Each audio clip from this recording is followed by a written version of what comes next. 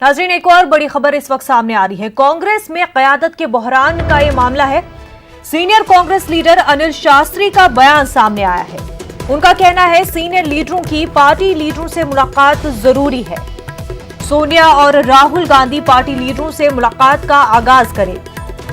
अनिल शास्त्री कहते हैं 50% मसला हल हो जाएगा। ऐसा करने से अनिल शास्त्री का कहना है कि मैं समझता हूं ऐसा करने से 50% मसला हल हो जाएगा। कांग्रेस क़यादत में कुछ खामियां पाई जाती हैं।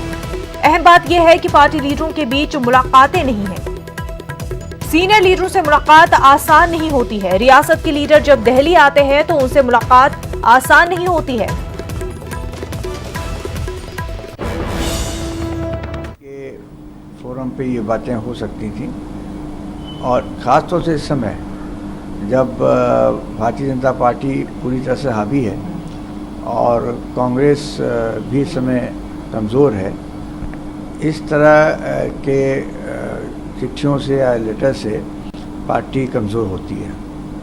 दूसरी बात मैं ये कहना चाहता हूँ कि कांग्रेस पार्टी का नेतृत्व अगर गांधी परिवार के हाथों में नहीं रहेगा तो कांग्रेस पार्टी जीवित नहीं रहेगी, वो ख़त्म हो जाएगी।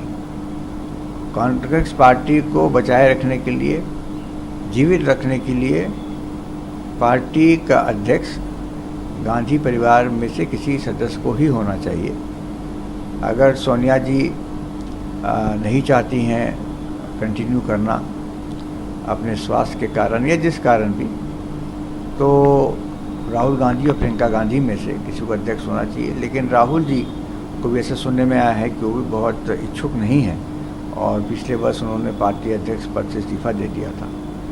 तो आज जिस तरह से हालात या परिस्थितियाँ निर्मित हो रही हैं, ऐसे